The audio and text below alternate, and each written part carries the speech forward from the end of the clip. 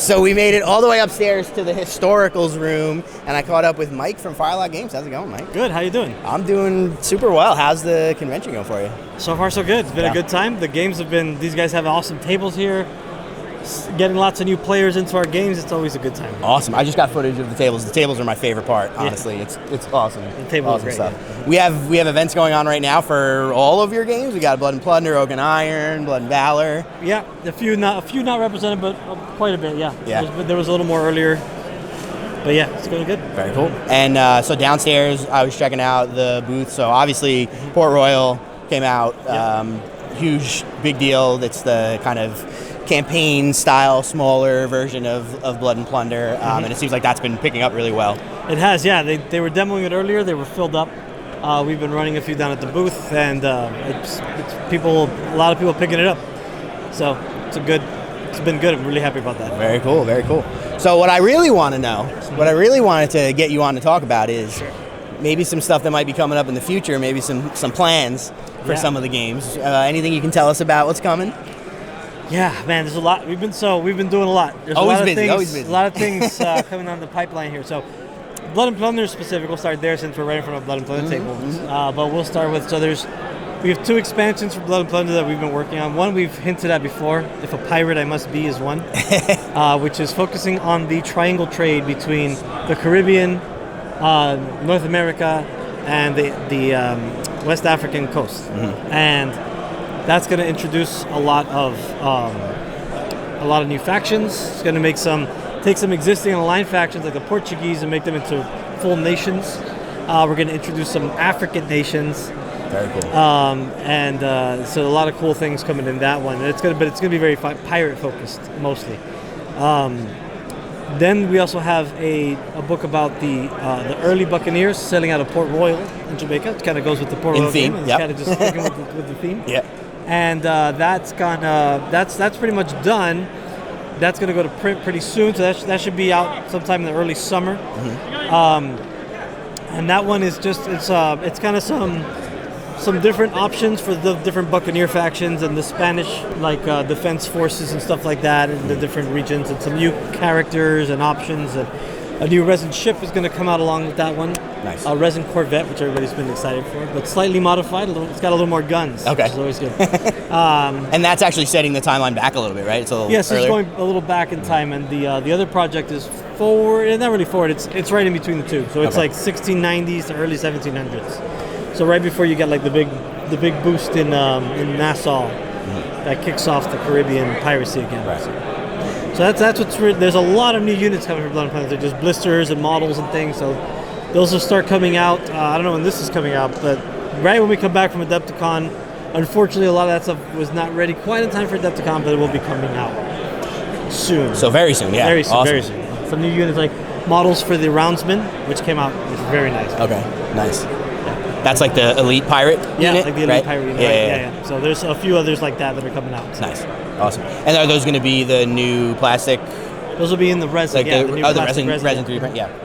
So cool. those are coming out there. Awesome stuff. And then I guess so. Oak and Iron recently got a 2nd edition. Right. Yeah. Anything you can tell us about that? Yeah. So it's basically we had to reprint the game, so we went ahead and. There were some ideas I had and some things I wanted to tweak, so we spent some time and just kind of streamlined the rules some and added a little more balance. The 2 big changes are that when you activate a ship, instead of a specific sequence of events, we've kind of melded it all together. So you can take your actions and move your ship in any order that you want. So it just really speeds up the game a lot and makes it a little cleaner and easier to play. And then there was definitely some lists that were getting a little strong on boarding. And boarding could be very one-sided and very really risk for reward. So we just kind of balance that out a little bit by giving it its own phase, where it's simultaneous as opposed to shooting. So it comes after the shooting phase now. Gotcha. But really, then there's some small changes and streamlined things and corrections. But those are the 2 big changes. So it's really just about streamlining the game and helping it to play a little more balanced and a little faster. But all of the 1st edition stuff is still valid, and the rules are up on the site, right? Yeah, and you get the rules for free on the website. So if you already have Oak and Iron, it's just a matter of downloading the rules. Yeah. just learn the changes. And buying some new ships, of course, that you're going to be playing with. Well, of course, yeah. I already have way too many ships. I don't need any more. Very cool. So, I mean, you guys, it's been crazy to see you go from launching Blood and Plunder and it being very successful to now having so many different games across various time periods. You just kickstarted Blood and Bayonets, which is a Napoleonic game, which is really exciting. Yeah. I actually talked to Kai about that at Gen Con. I don't know if it was the first time it was talked about on the internet, but it might have been the first time it was talked about on the internet. Yeah, I think I might have broke that. But that's really exciting. What can you tell us about that? Yeah, so the book is pretty much done. It's right now being laid out, and then it goes to final edit, and then it's off to print. So, basically by the end, it's on track to be delivered on time. There's not been a ton to show, so I haven't really put any updates on the Kickstarter, but that's going to be coming soon, because now we got some layout done. We're going to show some spreads. We've got some sculpting done on some of the characters and the artillery pieces and all that. So I know we've been quiet, but delivering Port Royal has taken up a lot of time and effort, but that's all done now, so that's getting, the process hasn't stopped. Thankfully, it doesn't involve me, it's other people, but it's rolling along and it's doing well. So it's almost ready. Should be out on time. With any luck whatsoever. I've honestly, Kickstarter has a reputation for just everything takes too long and gets delayed. I've always been surprised at how quickly you guys are able to actually turn them around. Yeah, thanks. So that's always good to see, because it gives you some confidence. I think we broke some kind of, even though we were late, I still think we broke some kind of record with Port Royal and delivering it in less than 9 months. So.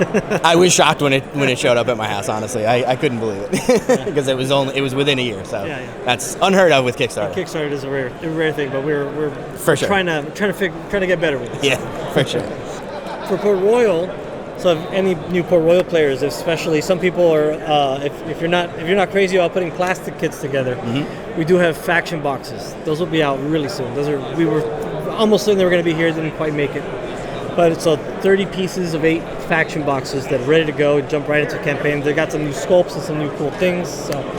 And are they set lists or are they customizable? They're all set, ready to go? They're set lists, so that's the idea, is you just play the list as is, and then you can kind of go from there. Right. And of course you can customize your own minis with the weapon sprues and whatnot. So, right. Yeah. Awesome. Well, that's really cool, because I was just talking to some folks that were complaining that they don't like building models, so that'll be good for them. I have a question. Guys. The cameraman. There have been a lot of people out there talking about how there's no boat rules for Port Royal. Supposedly there's rumors, I don't know if you can substantiate it, that the next expansion for it will have some kind of boat rules. So based in Nassau? Shout out to Dr. D from the Arachne podcast, who's holding the camera and has some questions. Boat rules for Port Royal? Yes, I can confirm there are boat rules for Port Royal right now, and they will be coming out in a future expansion. That's going to be focused on more of a co-op. The boat rules aren't co-op exclusively, but the expansion is going to be more of a co-op solo expansion, where it's basically just about building up your pirate crew and seeing how long you can live and how rich you can get before they eventually kill you and capture you. So excellent. It's if you ever played like Sid Meier's Pirates, right? That's kind of the inspiration. Yeah. Dr. D approves. Awesome. Well, I didn't even know that was coming. I've heard people talking about it, but it seemed unlikely to me. So that's news to me. Awesome. The boat rules are done. It's the campaign narrative aspect that's got to get put together. Right. So the boat rules we'll probably do a beta test for them in the summer for Summer of Plunder, just to throw it out there, just to give people something to do since they're going to be playing a lot. So. There's a good chance we'll see that happen. Very cool. So keep an eye out for that. Keep an eye out for expansions for Blood and Plunder coming very soon, and then the bigger expansion is going to be a Kickstarter later in the year. Is that yes? The plan? That'll be toward the end of the year. Hopefully we'll be able to keep our schedule and do it then. If not, it'll be early next year. Okay. Yeah. Fair enough.